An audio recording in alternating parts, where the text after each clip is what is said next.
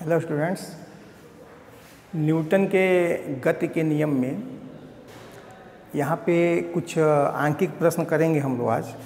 उस क्रम में ये प्रश्न एक लिया गया है कि एक चित्र है और इसमें ये तीन ब्लॉक पिंड जो है एक घर्षण रहित किसी आधार पर टिके हुए हैं और ये परस्पर जो है अवितान्य डोरी से जुड़े हुए हैं। मतलब अवितान्य मतलब डोरी में कोई तनाव उत्पन्न नहीं होता है यदि इसमें तनाव बल या बाह्य बल लगाया जाता है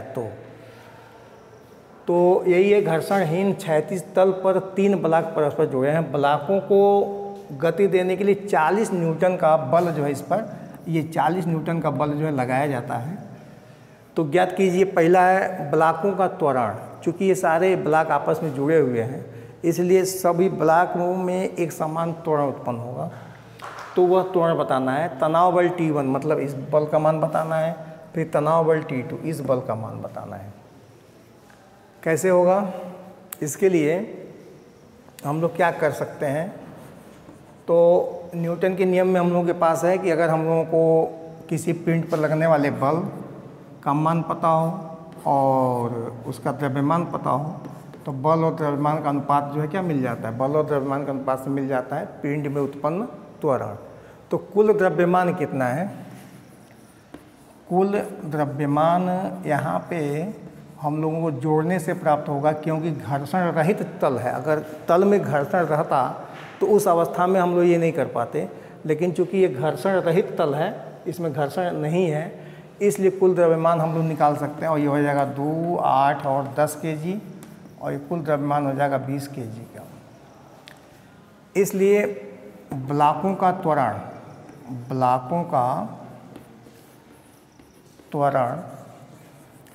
ए बराबर कितना हो जाएगा? ये हो जाएगा F/m और ये दिए हैं प्रश्न में 40 न्यूटन और ये दिए हैं कितना 20 kg। ये हो जाएगा 2 मीटर प्रति सेकंड स्क्वायर। ये हो जाएगा ब्लॉकों में उत्पन्न त्वरण। अब त्वरण हम लोग को मिल गया तो इस त्वरण की सहायता से अब हम लोग इस ब्लॉकों के बीच लगने वाले बल को निकाल सकते हैं। जैसे 2 किलोग्राम। अब ये हम लोग का पहला प्रश्न हो गया ब्लॉकों का त्वरण। अब तनाव बल T1, तो दूसरे प्रश्न के लिए हम लोग काम करें तो तनाव बल T1 कितना होगा? तो बल वही है, बल मतलब न्यूटन का जो द्वितीय नियम है बराबर m है, उसी के अनुसार ही निकलेगा। तो यही F हम लोगों का कन्वर्ट हो गया किसमें?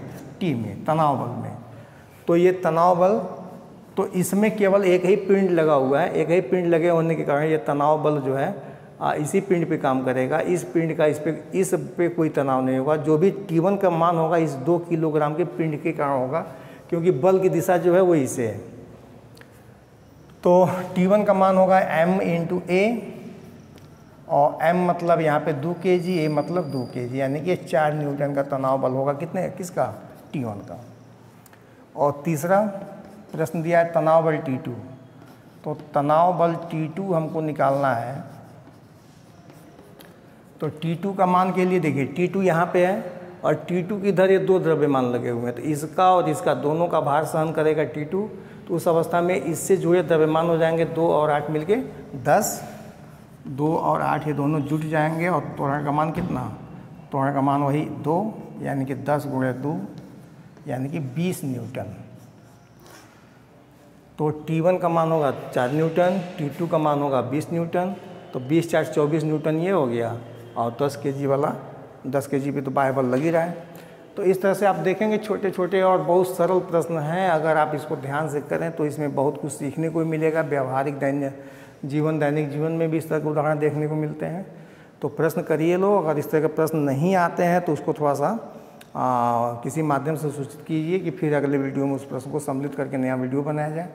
ओके, धन्यवाद।